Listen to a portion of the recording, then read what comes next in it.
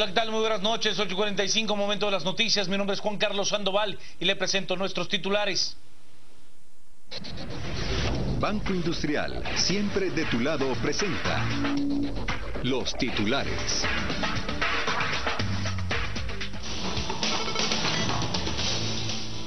El mobiliario electoral que será utilizado en los comicios generales de septiembre ha comenzado a ser distribuido en los diferentes departamentos del país.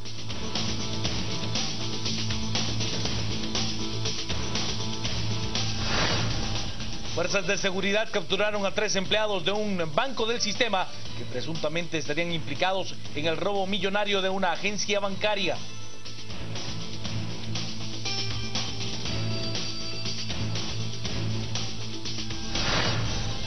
Autoridades de los bomberos municipales denuncian que por cada llamada de emergencia verdadera que atienden reciben 10 llamadas falsas.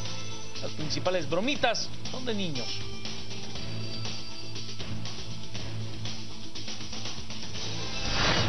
En México asesinan a periodista que había recibido amenazas. Lo más preocupante para las organizaciones pro derechos humanos es que el asesinato ocurrió en el Distrito Federal.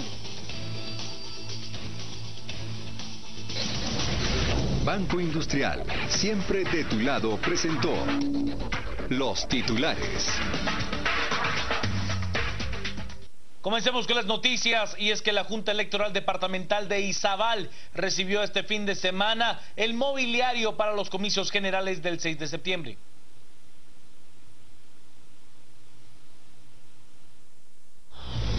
La Junta Electoral Departamental de Izabal recibió el mobiliario respectivo para los próximos comicios, el cual desde ya está siendo distribuido a los centros de votación. El día de hoy hemos recibido todo el mobiliario que se va a utilizar el 6 de septiembre. Recibimos todas las mesas electorales, las sillas y los dispositivos de votación para que sea distribuido a todo el departamento de Izabal, a los 5 municipios, y en la semana siguiente vamos a estar haciendo las entregas correspondientes a cada municipio para que ellos ya estén con parte de todo el mobiliario. Son 597 mesas, son más de 1.500 sillas y igual número de como más de 500 dispositivos de votación, que Izabal va a tener en total 497 mesas, juntas receptoras de votos, que están distribuidas en los 5 municipios del departamento. ¿Cómo está la situación en el Store Izabal? Aprovechemos la oportunidad para hablar, que fue una situación de conflictos la temporada eleccionaria pasada.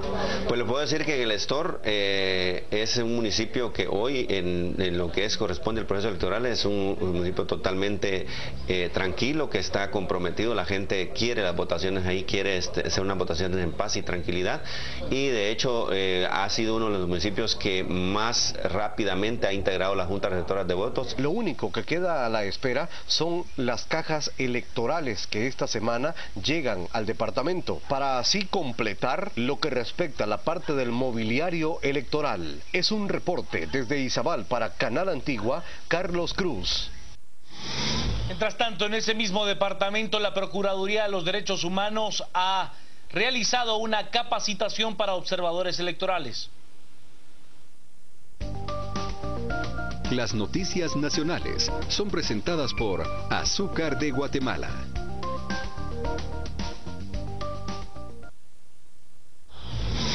La Procuraduría de los Derechos Humanos en Izabal llevó a cabo una capacitación a voluntarios que monitorearán los centros de votación en el departamento de Izabal. Está llevando a cabo la capacitación a los voluntarios que la Procuraduría de Derechos Humanos tendrá aquí en el departamento de Izabal.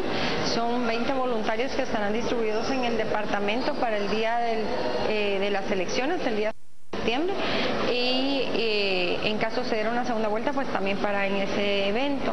Los voluntarios recibirán una capacitación en el sentido de saber cuál va a ser su función, cuáles son los documentos que se tendrán que llenar, que nosotros proporcionaremos, y con quiénes se van a poder reportar o indicar cualquier incidencia. Ellos tendrán capacidad de recibir denuncia y trasladarla inmediatamente a los oficiales y a mi persona directamente, para poder darle seguimiento a cualquier suceso que se dé. Esta es la primera capacitación, pero se tiene en agenda visitar los 5 municipios del departamento como parte de un plan de contingencia y saber cómo actuar el día de las elecciones.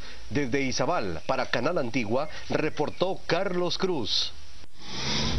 Sigamos con las noticias. He de contarle ahora en el plano nacional que frente al lote 2 manzanas G7 de la avenida Reyes de los Mártires del Pueblo, esto en la zona 4 de Villanueva, sujetos desconocidos protagonizaron una balacera en la cual resultaron heridos Francisco Chan Blanco, de 19 años, Jaime Francisco Dávila, de 45, y Germán Castellón Figueroa, de 37, quienes fueron atendidos por bomberos voluntarios, quienes posteriormente los trasladaron a la emergencia del Hospital Roosevelt.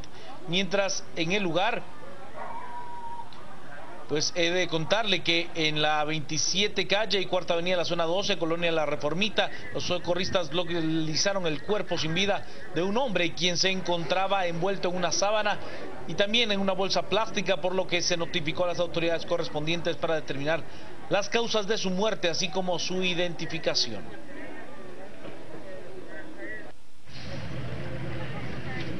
Las fuerzas de seguridad lograron la captura de 3 personas a las que se les implica en el robo de una agencia bancaria. 3 empleados de una agencia bancaria fueron capturados por ser sospechosos de haber facilitado el robo de 3,5 millones de quetzales. Según las investigaciones de fiscales contra el crimen organizado del Ministerio Público, los que cometieron el robo se hicieron pasar por guardias de seguridad privada, con la ayuda de los trabajadores de esa agencia, ahora señalados por el delito de robo agravado en grado de complicidad. Como resultado de la investigación por parte de la Policía Nacional Civil y también del Ministerio Público, se reporta la aprehensión de Brenda Janet Pacheco Morales, de 25 años, quien es una receptora de esa agencia bancaria, y de los guardias de seguridad, quienes son Adolfo Ángel García Corado, de 32 años, y Javier Subrax, de 21, ambos pues trabajadores de una agencia bancaria. Ya pues se tiene la investigación de que estas personas de alguna forma participaron en la complicidad para que otras 3 robaran este banco, llevándose el dinero consigo. Ya han sido puestos a disposición del juzgado de turno estas 3 personas detenidas para que resuelvan su situación legal dentro del mismo. Se informó que fueron 3 hombres los que ingresaron al banco a las 6 de la mañana, amedrentando con armas de grueso calibre a los trabajadores y guardias, a quienes los desvistieron para luego ponerles los uniformes y cometer el atraco. Luego escaparon llevándose el dinero en un vehículo particular, propiedad de uno de los empleados. ¿Sabe usted? 4 presuntos colaboradores del grupo delictivo conocido como los Zetas fueron capturados por agentes de la Policía Nacional Civil en el kilómetro 53 de la ruta al Atlántico, en jurisdicción del municipio de Sanarate, departamento del Progreso, al momento que se movilizaban en un taxi en el que transportaban un fusil de asalto AK-47. La policía explicó que el arma, con los números de registro borrados, se encontró pues también oculta en el baúl del vehículo, donde además se encontró una mochila con municiones para fusil. Los detenidos fueron identificados como Rodolfo de Jesús Santiago Milán, de 26 años, Jorge Vidal Palencia Cojón, de 39 años, Esvin Adilio Álvarez Torres, de 33 años, José Freddy Díaz Morales, de 31, los 2 primeros son originarios de la aldea Sabaneta, esto en Poptún Petén, y los 2 últimos de San Jerónimo, en el departamento de Baja Verapaz.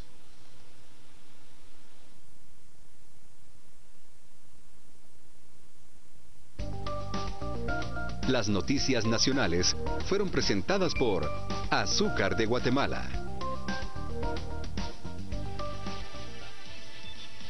Momento de ir a la pausa, quédese con nosotros, tenemos más noticias para usted al volver acá a las 8:45 en domingo.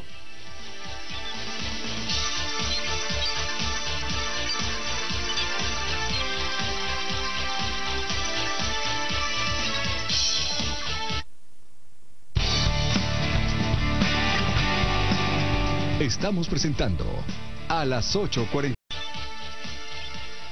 Sigamos con las noticias más importantes del día, y es que con una competencia de atletismo, los bomberos municipales celebraron este domingo su 59 aniversario.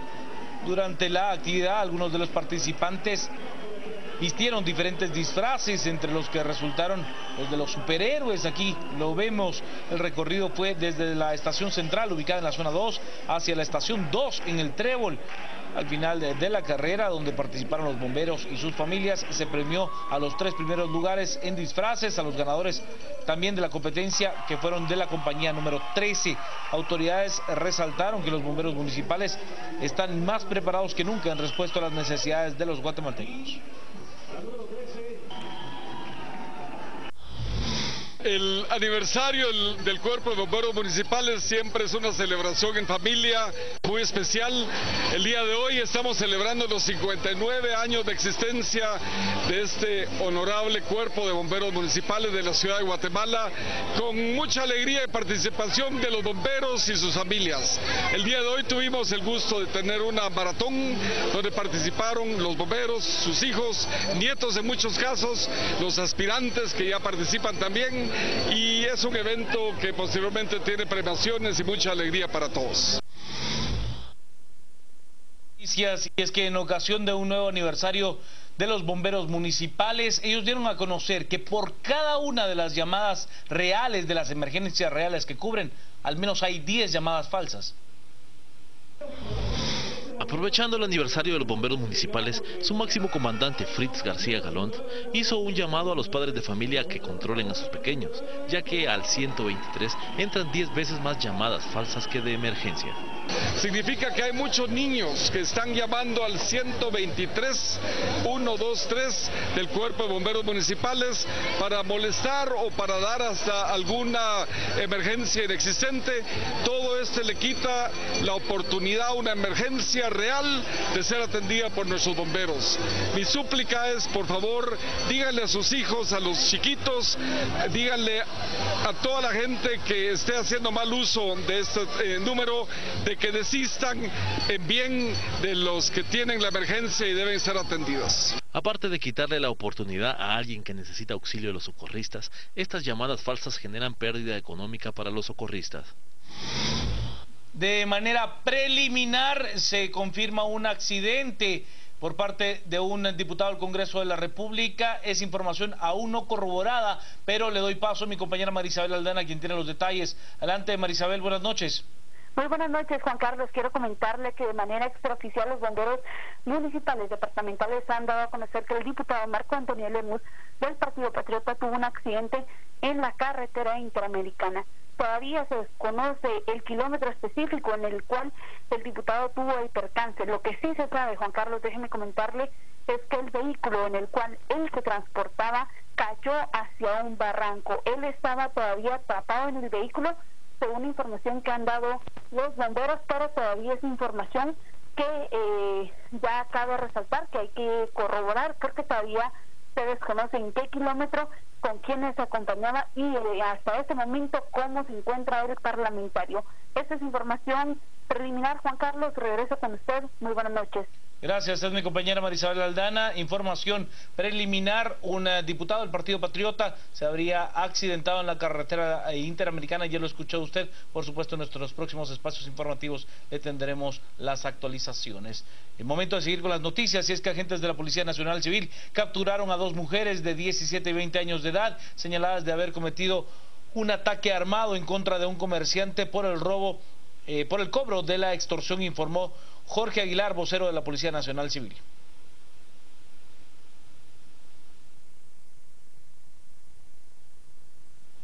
Y en México, en información internacional, se asesina a un reportero gráfico de uno de los diarios más prestigiosos de aquel país. El fotoperiodista del diario mexicano Proceso, Rubén Espinosa, fue hallado muerto junto a 4 mujeres en un departamento de la colonia Navarrete, confirmó uno de sus familiares. El cadáver de Espinosa fue identificado en las instalaciones del servicio médico forense por una de sus hermanas. Tenía un golpe en la cara, además de 2 impactos de bala. Familiares de Espinosa comentaron que la última vez que tuvieron contacto con el fotoperiodista fue el viernes último a las 2 de la tarde, cuando avisó por mensaje que se dirigía hacia su hogar. Por supuesto que tiene la sensibilidad de agotar todas y cada una de las líneas que nos lleven al esclarecimiento de los hechos, incluyendo, por supuesto, los datos que tenemos respecto a la entidad de Veracruz en donde desarrollaba la actividad de periodista. Es la primera vez que un periodista desplazado internamente es asesinado en el Distrito Federal. La violencia que había sufrido Espinosa era conocida públicamente, por lo que el homicidio del fotoreportero se produjo sin que las autoridades encargadas de proteger periodistas en México movieran un solo dedo a favor de Espinosa. La señal es terrible, es una situación realmente grave porque es el primer periodista que ha sido asesinado fuera del lugar donde tuvo la amenaza, o sea, que fue amenazado, que fue desplazado, que salió huyendo y que está asesinado en un lugar donde se supone que era refugio, independientemente que fuera la Ciudad de México o no. Es muy grave eso. Hace algunas semanas el fotógrafo decidió exiliarse temporalmente de Veracruz, luego de que sujetos desconocidos lo acosaran insistentemente. Con la muerte de Espinosa, suman 88 periodistas asesinados en lo que va del año en el vecino México. Hasta aquí con las noticias, lo dejo con el resumen de la semana y por supuesto también con Destino 2016. Siga con nosotros en Noticieros de Canal Antiguo.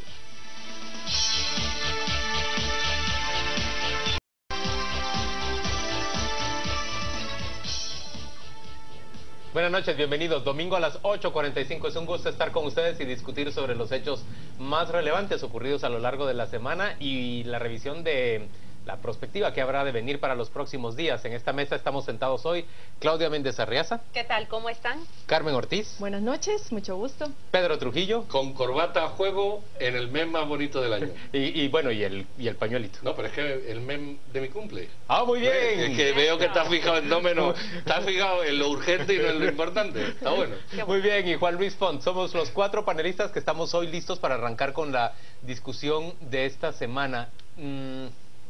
Vamos a ver, lo voy a plantear así. ¿Ustedes creen que hay un hecho más relevante en este momento que la discusión en torno al antejuicio de Edgar Barquín, candidato a la vicepresidencia del partido Líder? Esa discusión se encuentra alojada en este momento en la Corte Suprema de Justicia. ¿Creen que hay un asunto más relevante en este momento que tratar? Yo creo que hay un asunto igual de relevante. Eso es un asunto importantísimo en lo nacional. Es decir, porque tiene una incidencia en lo nacional brutal, se tome la decisión que se tome. Pero hay un asunto paralelo en lo internacional, que es la salida del señor Valdizón a Estados Unidos. Que podemos hacerlo converger, diverger, asociarlo, pero efectivamente, no solo en la del señor Barquín en lo nacional, sino los 2 diputados, el señor Loaiza y el hermano, digo bien, ¿verdad? El hermano Manuel Barquín, hermano de están metidos en el mismo Barquín. paquete. Y la discusión, para terminar de posicionar tu argumento y la pregunta, y la discusión va adornada por todo lo que ha ido saliendo desde que fueron acusados.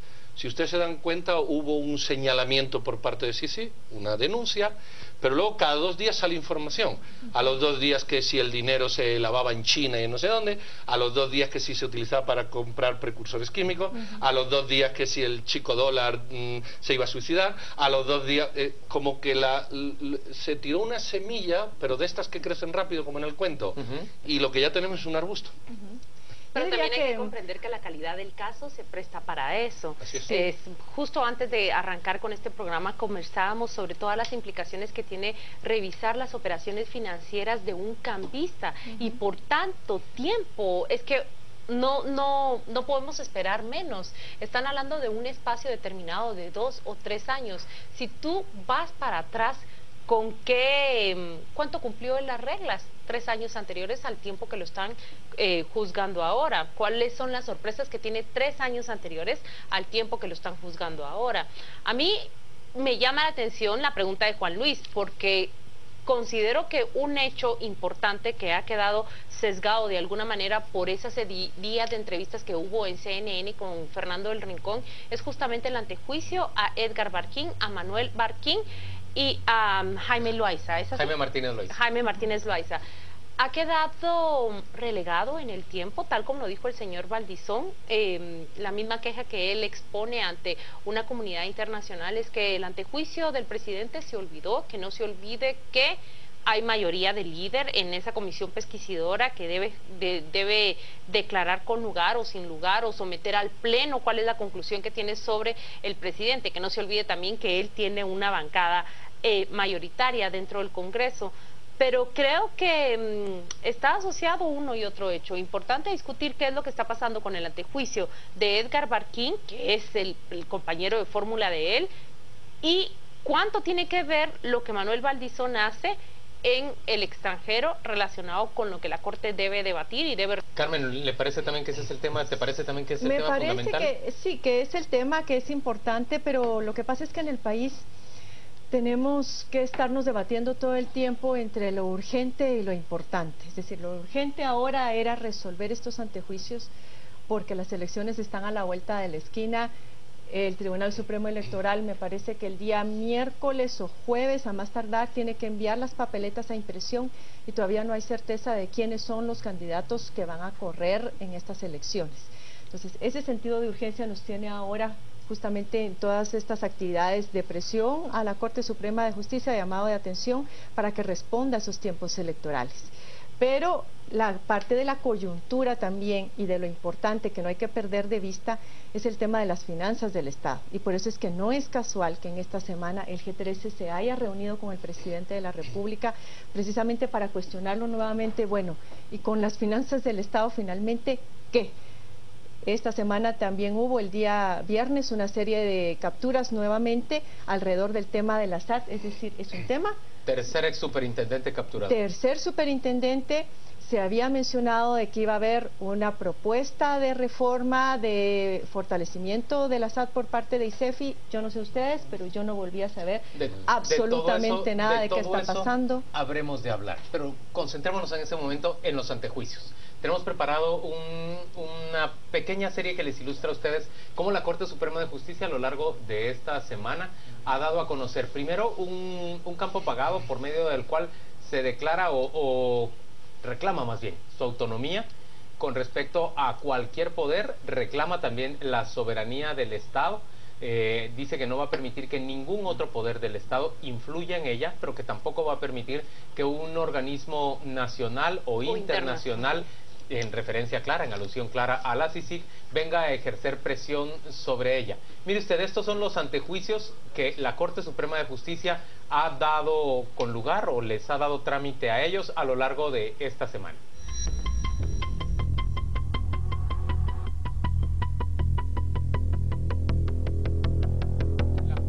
Carol Patricia Flores, señalada de tener una propiedad, un patrimonio mayor al que puede lograr con sus fondos, se ha declarado con lugar el antejuicio en contra suya.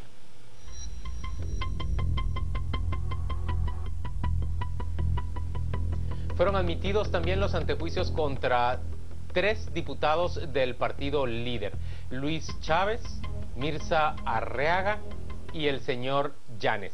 En contra de ellos también ha sido declarado con lugar o ha sido admitido para su trámite el antejuicio. Vamos a ver cuáles antejuicios más ha conocido a lo largo de esta semana la Corte Suprema de Justicia. Tenemos el antejuicio en contra del candidato de la Unidad Nacional de la Esperanza, Edwin Armando Martínez, candidato a la alcaldía metropolitana por el Partido Unidad Nacional de la Esperanza. 2 antejuicios fueron rechazados también en esta semana de plano por la Corte Suprema de Justicia, y esos 2 antejuicios se refieren al que fue planteado en contra de la Fiscal General de la República, Delma Aldana, y en contra también del presidente de la República, Otto Pérez Molina, y su exministro de Gobernación, Mauricio López Bonilla.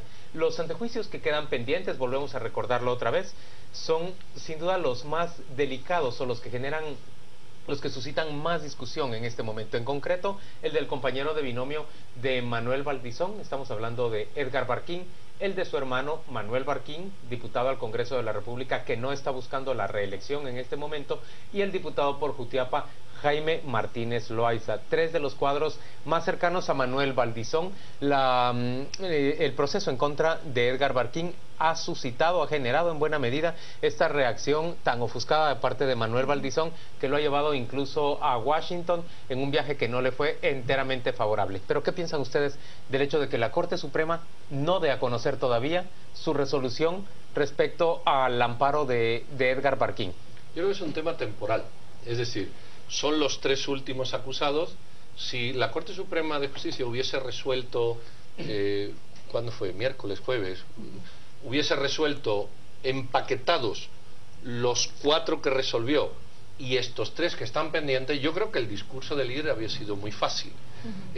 Han acelerado o han empaquetado a todos cuando con los primeros se tomaron 2 semanas, pongamos de ejemplo, y con los segundos apenas una, porque fue después. Yo creo que la Corte Suprema de Justicia, sin prisas, como ellos dicen, pero sin pausa, va temporalmente atendiendo los casos, se toma una media de 2 semanas por caso, o 3, o la que corresponda, y a estos, en esta semana que entra, o a lo sumo en la siguiente, tomarán la decisión.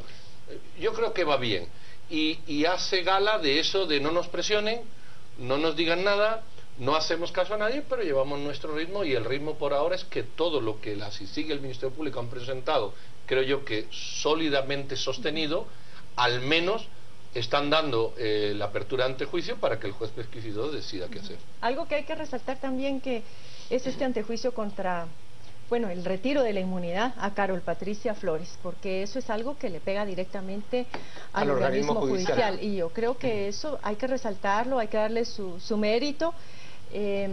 Bueno, los otros están en investigación. Lo que a mí me preocupa es justamente esto de los tiempos, porque si bien se argumenta de que estos entraron después y por asuntos de procedimiento se van a conocer más tarde, el momento tiene que ser también considerado en este caso por la Corte Suprema de Justicia, y lo que se está haciendo por parte de la sociedad civil, pues yo creo que está en su derecho de presionarse. Esto no es ninguna injerencia, es simplemente una presión. ¿Por qué? Porque los ciudadanos tenemos derecho a saber por quiénes vamos a votar en las próximas elecciones.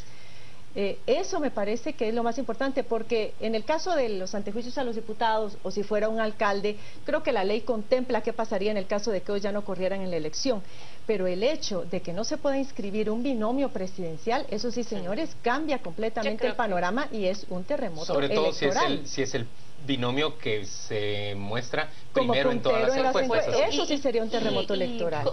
Pensaría igual que Pedro de no tratarse de Edgar Barquín en el grupo de los pendientes, porque justamente lo que dice Carmen, no es lo mismo para Manuel Valdizón que declaren que tiene trámite y que lo sometan a todo un procedimiento a Mirza Arriaga, a Mario Yanes, a Luis Pérez, que hagan lo mismo con Edgar Barquín. Sí, y habría que ver inmediatamente cuál es la reacción que se tiene con estos 3, cómo ahora se pueden retirar de esa inscripción, qué es lo que sucede con líder una vez que están declarados con lugar para su trámite estos antejuicios, pero es completamente distinto con Edgar Barquín, Pedro.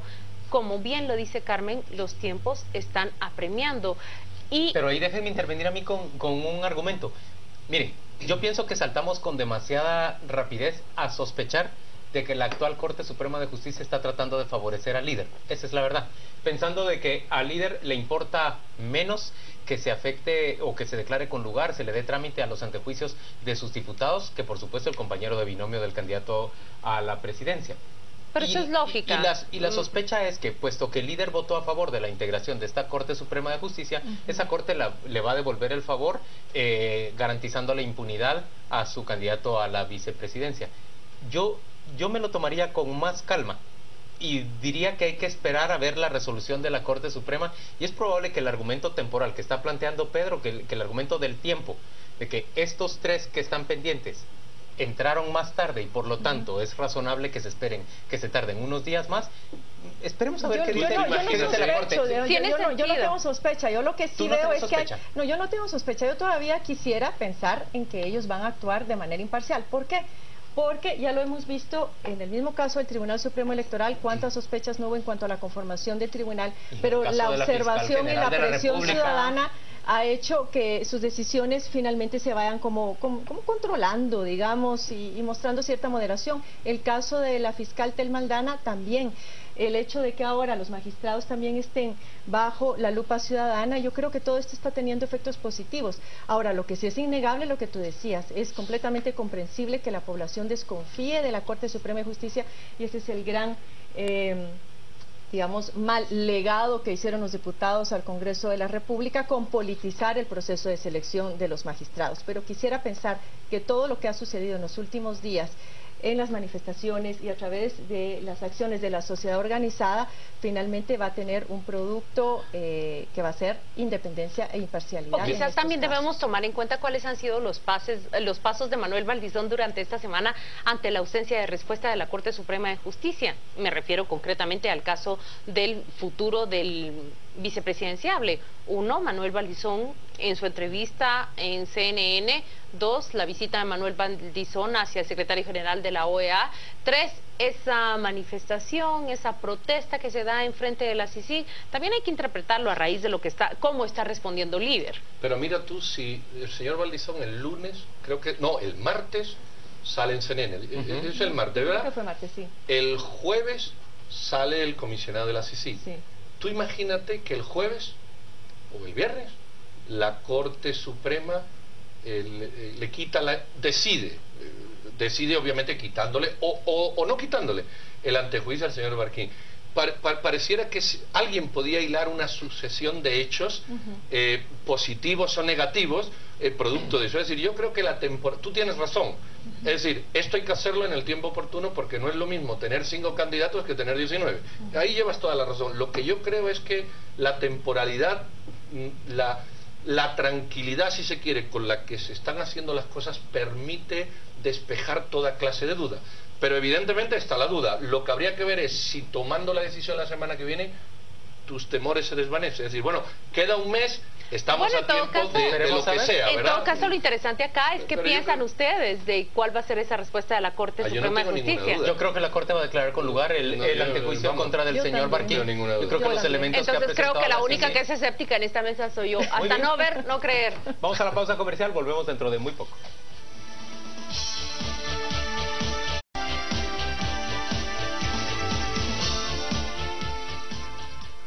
Si para cerrar la semana pasada tuviéramos que hacer un balance concreto entre a quién le fue mejor, ponga usted por caso, a Manuel Valdizón, que viajó hasta Washington, logró reunirse con el secretario general de la OEA, un socialdemócrata de apellido Almagro, Luis Almagro, exsecretario de la Internacional Socialista, uruguayo.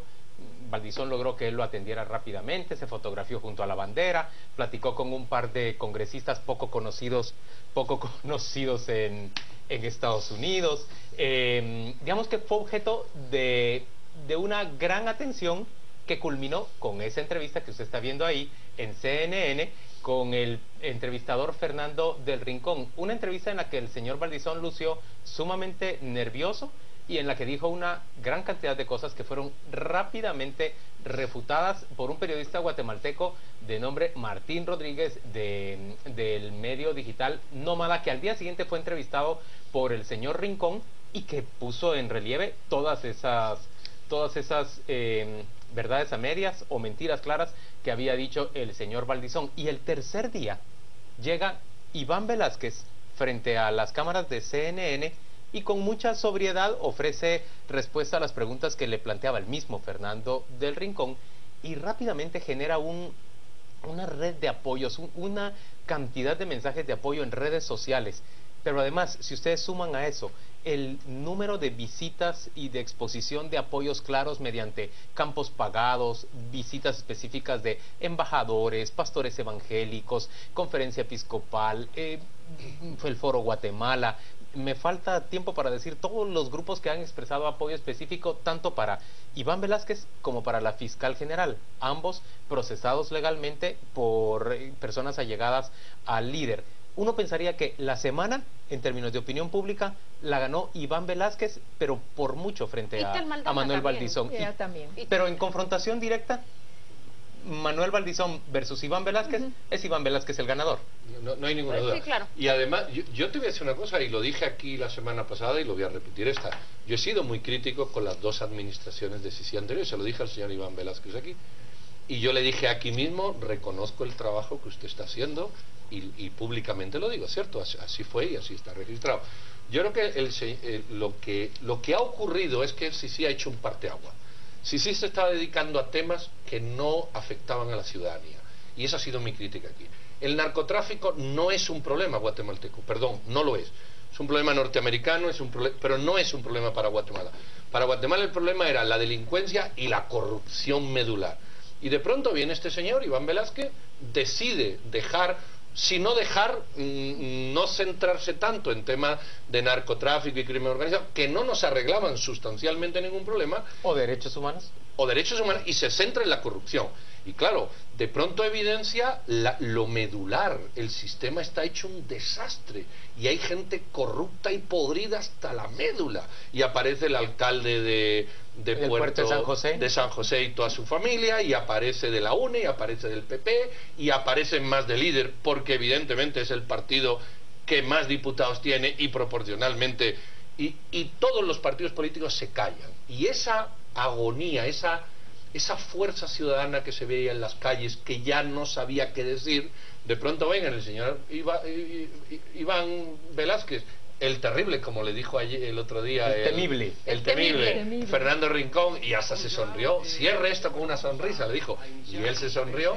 Ven esa salvación real de todas las demandas que estaban haciendo, y además, guste o no, con un trabajo impecable, tanto de él como del Ministerio Público, y eso hay que decirlo claro. ¿Qué piensa Totalmente de acuerdo. Yo creo que más allá del apoyo a Iván Velázquez, es obvio que hay apoyo a Iván Velázquez, obvio que hay apoyo a la CICIG, obvio que hay apoyo a Tel Maldana y al Ministerio Público. Es un mensaje claro, es muy simbólico el decir, bueno, nosotros finalmente estamos defendiendo que se sigan desarticulando todas estas bandas del crimen y estamos en contra de la corrupción, y este trabajo se tiene que seguir haciendo para rescatar la institucionalidad y el Estado y volverlo a poner en manos de los buenos guatemaltecos. Entonces es muy simbólico lo que ha estado aconteciendo. Lamentablemente se han dado algún tipo de acciones desafortunadas, como ese pequeñísimo grupo de personas que fue a manifestar frente a la CICIG casualmente ese día, porque según me enteré, a mí no me llegó esa información, pero me comentaron que por Facebook o por Twitter había estado circulando un rumor respecto a que Harold Caballeros estaba siendo investigado por el comisionado Velázquez, y entonces se puso a cierto grupo de personas a la defensiva diciendo que la CICIG estaba en contra de la Iglesia Evangélica o algo así. Yo lo que vi fue un movimiento que yo identifico cercano al call center del Líder, que trataba de vender la idea en redes sociales de que la CICIG estaba investigando lavado de dinero vía iglesias evangélicas y también católicas. Eso también era otro rumor. Pero entonces también al final la gente se que desinforma, los acarrean, ven que no sabían ni siquiera a qué iban, y por eso el comisionado Velázquez ese mismo día, pasada tal vez una hora después de ese incidente o 2 horas, ya había enviado un comunicado en el cual manifestaba que se había reunido con la Alianza Evangélica, que representaba el 90% de las iglesias evangélicas en el país, y quienes le habían brindado su apoyo. Es decir, ahora lo que se viene podría ser una campaña de desinformación, tocando justamente temas que a la gente le hacen sentido y que son muy sensibles, como el tema de la fe y de la religión. Déjenme preguntarle a Claudia concretamente, ¿qué le espera a Manuel Valdizón en su confrontación con CICIG? A ver, imaginen... No espera nada, es que ya hay todavía confrontación, o hay todavía motivo para persistir en ella. Creo que todos sus actos... ¿Tú crees que él va a tener que retirarse? Sus actos en las últimas 2 semanas... Retirarse del pleito, estoy diciendo, escúchenme bien, por favor. No sonrían.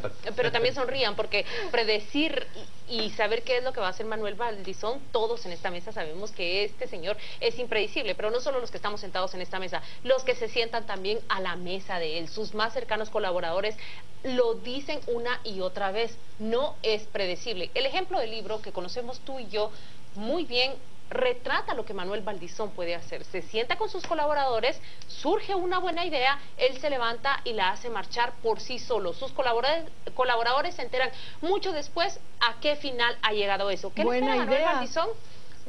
Bueno, era una buena idea que él publicara un libro, pero si no hubiera querido apropiarse de todas las citas adentro del libro y se las hubiera otorgado a los autores reales. La idea, tal como fue planteada originalmente... Creo que hubo una reunión previa con la tesis también, en idéntica... Pues ya lo sabía, pero... Respondiendo a la pregunta de Juan Luis, no le queda nada en esa confrontación con CICIG, lo ha perdido todo prácticamente. Entonces... Primero, escuchen, esa famosa vigilia que se iba a llevar a cabo, o esa famosa manifestación que hace 2 semanas se iba a llevar, yo me creo más que hubo una pobre capacidad de llevarlo a cabo, que hubo una total indefinición e indecisión de parte del candidato para hacerlo marchar, primero.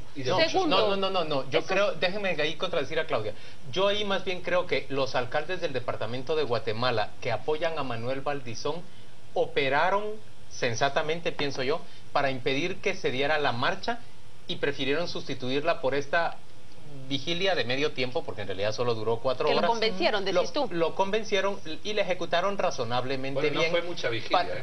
Sí, lo de vigilia en realidad no fue vigilia, fue como una merienda frente a la corte. Todo eso fue realmente muy atropellado. Perdón, platal. 40.000 quetzales que pagó la municipalidad. Bueno, 40.000 no es lo que costó todo eso.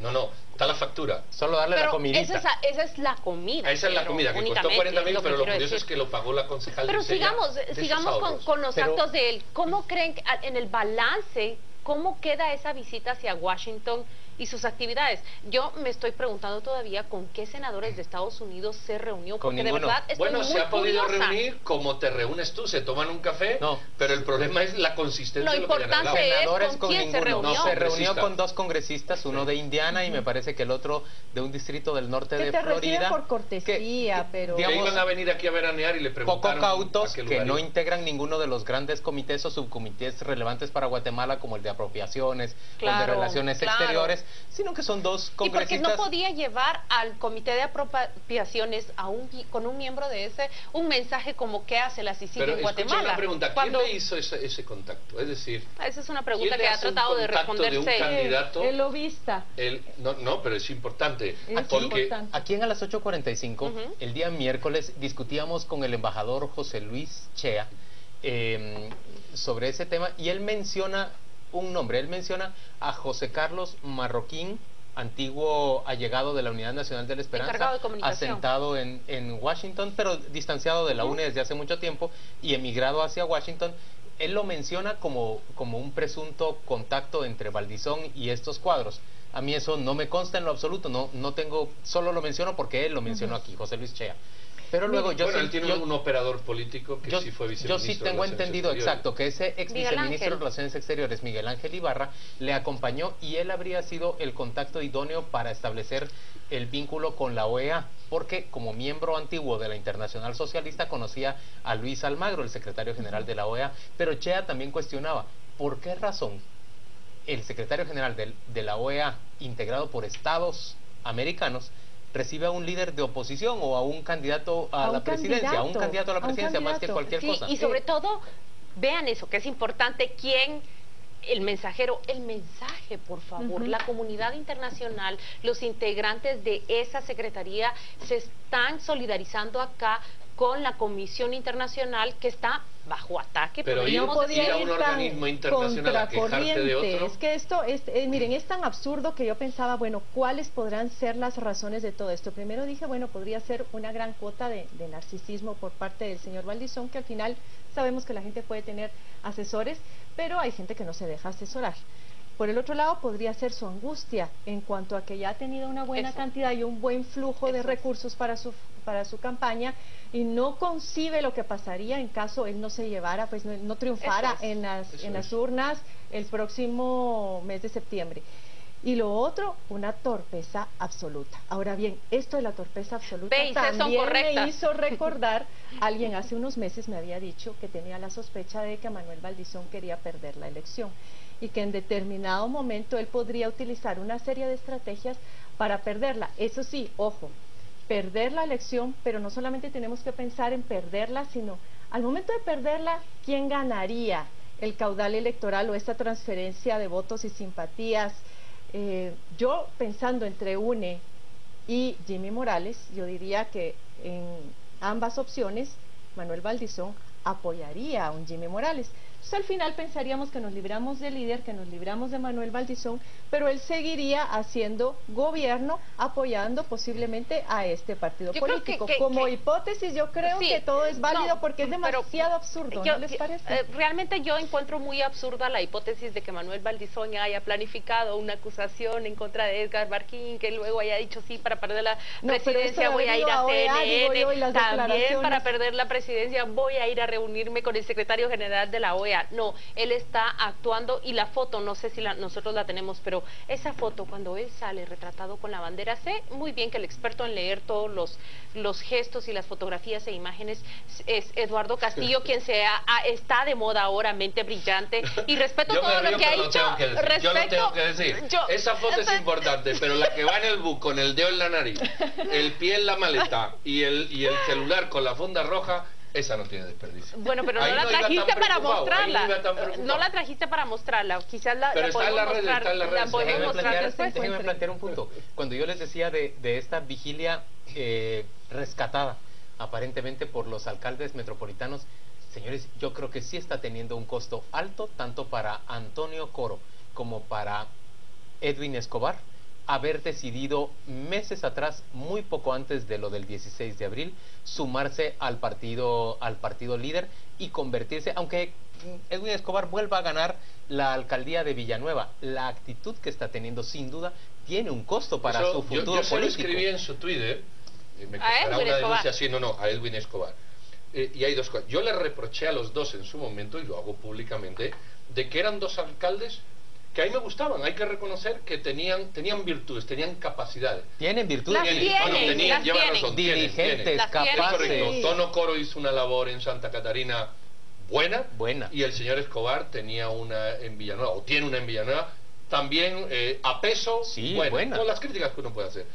Cuando se pasaron, yo personalmente se los dije a los dos en una de estas. Eso no es ser honesto con el votante, ni honesto con nadie. Pasarse a un partido político, ellos podían ganar solos, no necesitaban a nadie. Pasarse a un partido político significa aliarse, perdón por la expresión, con el diablo sin necesidad de tener que aliarte. Si te das cuenta, el señor Tono Coro tiene toda su fotografía y así de chiquitito. Te lo hemos preguntado. Y el señor Escobar, cuando yo le dije, no te da vergüenza, porque eso le dije y se lo vuelvo a decir, no te da vergüenza, alcalde, defender y estar integrado en un partido que han señalado a 7 diputados de corrupción y de lavado de dinero, y él me dijo que cada uno lave su imagen. Es decir, él se lava las manos, ¿me entiendes? No es un partido, eso es un club. Exacto. Y es la misma respuesta. Te digo, es la misma respuesta de Tono Coro, pero le voy a agregar la guinda al pastel. Creo que Tono Coro es el que públicamente, es el único miembro de ese partido que públicamente ha salido a defender el trabajo de la CICIG, porque durante el programa Destino 2016 una de las preguntas que le planteo es: Tono Coro, ¿qué piensa de la CICIG? Que está haciendo un trabajo muy interesante, importante para el país. No veo a otro miembro de ese partido referirse de esa manera a la CICIG, sobre todo. Pero tampoco es que tuviera muchas opciones. Había renunciado al Partido Patriota, díganme ustedes también. Él podía haberlo hecho solo. No es que estuviera mucho mejor antes de lo que está. Bueno, pero se presenta por independiente y es más honesto y a lo mejor obtiene hasta más votos. Posiblemente con un comité cívico o algo. Pero señores, y volvemos a concluir con esta emisión de domingo a las 8:45.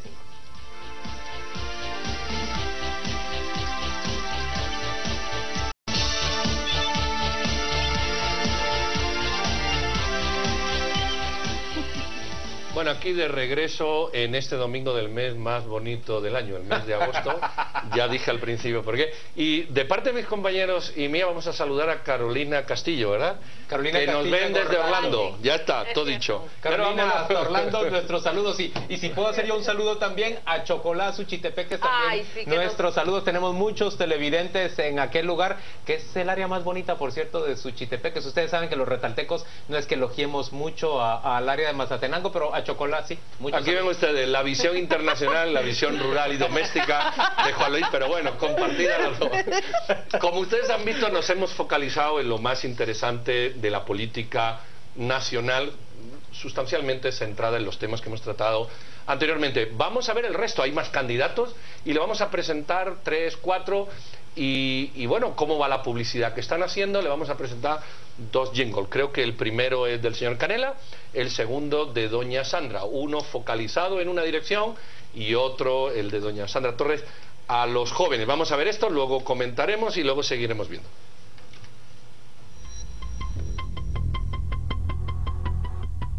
La oportunidad es con Sandra, oportunidades para todos alcanza. La oportunidad para los patojos, la oportunidad está con nosotros. Hay que incentivar.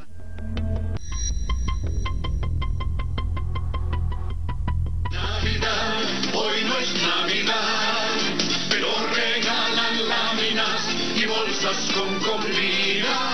Regalar, regalar, te quieren babosear para ganar tu voto y cuando ganen robarán. Soy Roberto González. Los regalos son pagados con tus impuestos. Yo haré que tu esfuerzo se vea reflejado en un mejor país. Confía en un equipo con capacidad, conocimiento y experiencia. Ya lo he demostrado. Cuento con tu voto. Roberto González, presidente. Vota Creo. Me quiero referir rápidamente. Espera, que yo quiero hacer una broma ante esto. Yo creo que si yo fuera oposición del señor Canela directa, yo diría, pensando que no va a llegar a octubre, ya ha adelantado la Navidad. Bueno, es un chiste un poco cruel para él, pero ahora únicamente quiero decir que ese último jingle tiene un mensaje que no hemos escuchado en otras elecciones, y creo que todo lo que ha sucedido a partir de abril 2015 y a partir de ciertas acusaciones que hemos dado, que se articula finalmente una fiscalía contra delitos electorales, ya tiene un mensaje que es mucho más claro. Antes se decía solapadamente, pero ahora hay alguien con una contracampaña que le advierte a los votantes: ojo que con lo que te regalan no se compra tu voto, y ojo que lo que te regalan ya lo pagaste tú. Me parece importante en función del mensaje, y ojalá los políticos que están en la contienda se atrevieran más a denunciar las prácticas corruptas que hay en campaña, pero guardan silencio porque es muy cómodo. Al igual que en otro debate, yo le diría a doña Sandra, su publicidad me parece perfecta. ¿Nos la puede tararear? Porque sería bueno ver a Sandra Torres con ese ritmo de ska que yo no identifico. Pero yo no lo identificaba, pero ella ha tenido una cercanía con los círculos urbanos y con muchos jóvenes. Yo he seguido su cuenta de Twitter y me llaman mucho la atención los mensajes que recibe de los jóvenes. Ella les contesta con mucha jocosidad, les contesta en su propio lenguaje. Es sorprendente el acercamiento que ella ha tenido. Esa campaña creo yo que hasta el momento es la más lucida. A mí me gusta la campaña de Sandra Torres en los medios. ¿Dirigida a los jóvenes? Sí, dirigida a los jóvenes. ¿Y tú le ves algún futuro a ese proyecto que plantea ella? ¿Cómo se llama el plan del primer empleo? Que se le daría incentivos a las empresas para que contraten a jóvenes. Yo creo que eso nadie se lo sin cree. Experiencia. Yo creo que nadie se lo cree. Yo creo que sí, hay gente en el sector privado que se lo puede creer, Karen. De campaña propiamente y de estos spots y demás, creo que ella tiene la mejor. Yo, como ya he pasado por varios procesos electorales, porque no es que sea vieja, pero casi me acerco a ser un modelo clásico ya, he de decir que esta ha sido la campaña más deslucida que yo he visto en años. Pocas cosas interesantes. En otros líderes. Yo me recuerdo en otras oportunidades uno de pronto se encontraba cantando las canciones de los candidatos y se volvían pues motivo de conversación y de bromas. Pero ahora actualmente es tan pobre lo que tenemos a disposición. Ridículo, es ridículo. Sí, tanto en radio como en televisión. Por eso digo, es rescatable la de ella. Podría ser que el mensaje pegara. En el caso de la estrategia de redes, creo que fue algo muy importante. Hasta el año pasado ella tenía descuidadas sus redes sociales, tanto Facebook como Twitter. Fue una decisión que tomó, creo que a finales del 2014, muy acertada. Ahora hay que ver que no el hecho de que haya aumentado exponencialmente su número de seguidores significa que la campaña está siendo positiva. En algunos estudios que se hicieron en la Universidad Rafael Andívar nos dimos cuenta que la mayor parte de menciones en su momento, habría que ver el próximo estudio que está por salir, en su momento la mayor parte de menciones eran negativas, muy pocas positivas y digamos en segundo lugar estaban las menciones neutras. Habría que hacer un análisis de cómo le ha funcionado. Hay un cambio allí y es un cambio tan importante que Manuel Valdizón justamente esta semana acaba de inaugurar su propia campaña a través de tweet para que también la gente se acerque a preguntarle él directamente. Ahora, no sé si va a responder de la misma manera o siquiera si va a ser cotizado de la misma manera que es la otra candidata. A mí me parece positivo el cambio de campaña de Canela, que traía unas campañas francamente grises, apáticas y que no parecían entusiasmar a nadie, hacia este jingle que yo creo que en términos generales sí es divertido, sí llama la atención, que le digan a uno, no te dejes babosear, pues. Eso me están hablando de manera directa de la forma en que yo mejor entiendo. Y al ponerme la musiquita de Navidad, por supuesto que ya la sabes tararear, me obligan, ya las tararear ¿Te llama la atención? Y me obligan a prestar atención.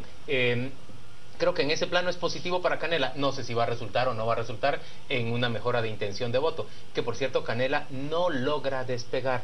Es parte del gran chaparral de candidatos que se encuentran entre los 3 y los 5 puntos porcentuales de intención de voto.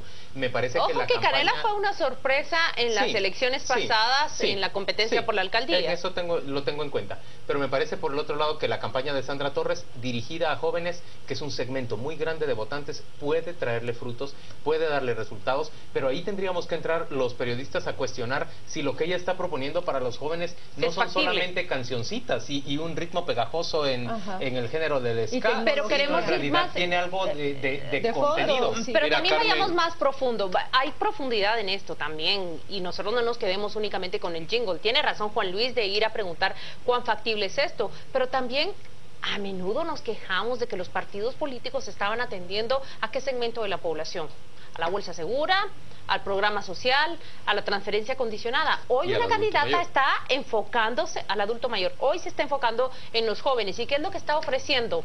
La candidata que fue durante 4 años, 6 años criticada por los programas sociales, hoy está ofreciendo un empleo. Pero es que ese es el error. Mira, el punto es que ningún candidato, ni el señor Valdizón diciendo que va a arreglar los problemas de Doña María, ni Sandra Torres diciendo que va a crear a los patojos, ni nadie dice de dónde va a sacar los 70.000 millones que hacen falta solo para este año, que nos hemos quedado en 50 y poco. Para este año nos faltan 20.000 millones. Ese es el problema. En esa crisis vamos a entrar el mes que viene. El mes que viene ya no hay dinero. No hay dinero porque se acabó. Para ese programa que todos proponen, yo no sé si se necesitan en vez de 70, 80, 85, si no llegamos a 50. No hay seriedad en estas cosas. Los políticos no son serios. Tiene que venir un político y diga, miren, ya, no se crean a nadie, aquí no va a ocurrir nada. ¿Saben por qué no va a ocurrir nada? Porque apenas recaudamos 50.000 millones. Y con 50.000 millones se puede hacer no sé qué. Y con las negociaciones sindicales todavía menos. Seamos serios, Carmen lo ha dicho al principio, nos hemos perdido lo urgente y lo importante que son las finanzas públicas que atiendan a las políticas públicas. Ni un candidato la aborda, ni lo quiere abordar. Hablemos de seriedad. No pero qué candidato, por porque digo, favor, justamente candidato. Nos basamos en la oferta que pueden hacer a través de un spot o de un jingle en radio, pero la señora no ha querido debatir. Sería magnífico para despejarnos dudas sobre esto. Porque si le preguntas que debata, eso, ¿qué es va a no decir? solamente presentar el plan, porque estaba por presentar su plan, no sé si lo presenta la otra semana o lo presentó la semana que pasó, no recuerdo, por ahí tengo la Pero me responden, por favor. Pero lo importante es debatir y decir, bueno, lo voy a lograr de esta y esta forma, argumentando su posición. Pero me responden, por favor, ¿qué debate vamos a tener antes de las elecciones? No vamos a tener debates. ¿Qué debate? Por eso te digo, eso es lo más lamentable, que esto. nos focalizamos únicamente en calificar sus spots, eso es muy triste porque no se debaten ideas. Pregunta, ¿qué piensan ustedes de un candidato a la alcaldía que busca, que propone más bien, que él va a eliminar los cepos del municipio de Guatemala? ¿Qué piensan ustedes? Yo no sé si eso es lo importante. De hecho, los cepos son ilegales. Yo creo que los cepos son ilegales por una razón. Porque el cepo va contra tu libertad de uso del vehículo. Otra cosa es que si tú lo paras mal, te pongan una sanción. Eso está de acuerdo. Pero es como no sé, como si tú vas andando por la calle y te detienen porque no vas por la acera. No, si no vais por la acera usted me multa. Entiendo. Esto es una tontera, perdón. Esto no tiene profundidad política ninguna. Déjeme que hable por lo que escucho y no por lo que sé. ¿Qué platicadores? ¿Por qué no quitan la ley seca? Es absurda. Déjame que hable y siga hablando y monopolizando esta mesa como me gusta. Ese es el cepo que Pedro se quiere Ese es el cepo que me quieren poner. Pero creo que el si no te dejamos te vas a la OEA a quejarte. El cepo está en desuso. Ya no hay el mismo uso de cepos como lo había cuando lo implementaron. Por eso lo va a quitar. Porque la medida coercitiva que implementó ese alcalde que tanto se quiere en esta mesa, ya está prendida la lección. Se usa cada vez menos que se usaba hace 8 años. Una última pregunta y respecto a ese alcalde que dice Claudia querer tanto en esta mesa. Arzú parece un candidato mudo. ¿Es el candidato eterno? Está todo el tiempo presente en la televisión, ofreciendo noticias, pero está presente en Twitter todo el tiempo, pero no es un candidato que esté haciendo campaña. ¿Estamos a cuánto ya? ¿30 y pico de días de las elecciones? Y él simple y sencillamente no aparece de ninguna manera promoviéndose. Pero ahí lo que habría que preguntarle a Canela es, mire señor Canela, ¿qué pacto hizo usted con el señor Arzú? Se retira usted de la presidencia. saca al señor Neuses, que era el principal crítico de la alcaldía, le deja el puesto número 1 a su hijo, y encima no lo apoya públicamente en su candidatura, usted no hizo un pacto, usted hizo el ridículo, como dice este señor. Eso es ridículo. ¿Usted qué hizo? Entonces lo que estamos aquí es otra vez lo mismo. Aquí no hay un debate político, me explico. Aquí hay una sesión de papeles de roles, aquí hay una sesión de roles, aquí hay un compincheo, por ahora te toca a ti, luego a mí, ahora pongo a mi hijo, ahora pongo a aquel, pero aquí no hay un debate político. La ciudad del futuro de hace 4 años, lo único que se ha hecho de la ciudad del futuro que yo recuerdo es el ciclovía. Y lo usan los carros, menos mal que por lo menos lo detecta. Esa ciudad del futuro del basurero, esa ciudad del futuro del agua potable, esa ciudad del futuro... Esa ciudad que iba a recolectar el agua de lluvia. Esa ciudad con guarderías. Pero porque no hay debate, porque el ciudadano no le dice, mire, usted ha sido un buen alcalde, usted ha hecho buenas cosas, pero usted ya no tiene propuesta, usted se ancló en un pero ciclo... Ahí tenemos la culpa también los ciudadanos, creo yo, porque le dimos demasiada cancha, no inquirimos, no preguntamos... ¿Cancha o cancha has dicho? Cancha, demasiada cancha. Él se siente ya tan seguro de que repite con prácticamente todos los votos a nivel de la capital que ya no siente ninguna necesidad de tener que salir a dar la cara. Ya se sabe quién lo quiere tanto. Yo dije en esta mesa que le quieren tanto y ahí se le dimos tanta cancha. Pero creo que hay una oportunidad. Hay una oportunidad y nos la perdemos los ciudadanos por esa reticencia del señor Álvaro Arzú, pero considero que con tono coro compitiendo por la alcaldía de Guatemala, ya lo he dicho, allí hay un debate, ahí hay propuestas y contrapropuestas que nos harían a nosotros entender mejor qué es la ciudad y cuál es esa ciudad a la que nosotros aspiramos. ¿Tú crees que va a ocurrir ese debate?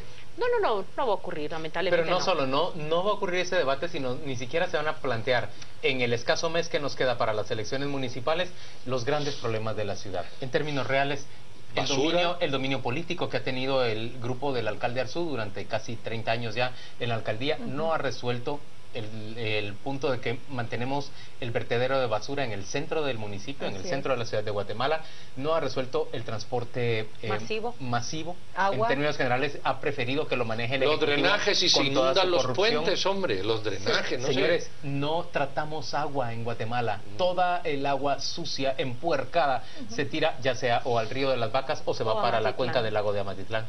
En términos generales, esos temas de discusión que por eso la pobre Rosana Valdetti tuvo que ir a limpiarlo. Claro. Si es que no estáis sensibles, hombre. No, definitivamente la culpa de todo la tenía Esto es ironía. Esto es ironía. Vamos rápidamente a mostrarle la imagen de la primera plana, la portada de la revista Contrapoder esta semana, y se refiere a la parranda que usted paga. 2 diputados del Partido Patriota, por cierto, ambos seguidores cercanísimos de la ex vicepresidenta Roxana Valdetti, se la dieron en grande a lo largo de estos 3 años y medio de gobierno, gracias al presupuesto del Ministerio de Cultura. Parientes, amigos, su grupo de colaboradores, todos gozaron de contratos, crearon empresas nuevas y se dedicaron a la pachanga feliz, financiado por usted. Para esa lucida Fiscalía contra la Corrupción que estrenamos ahora. Muy bien, aquí nos despedimos. Gracias por acompañarnos este domingo a las 8:45 y por favor le pedimos que esté con nosotros apenas en unos minutos cuando en Destino 2016 habremos de entrevistar al candidato de la antigua guerrilla guatemalteca de la Unidad Revolucionaria Nacional de Guatemala y WINAC. Con Miguel Ángel Sandoval vamos a hablar esta noche. ¿Tú vas a decir?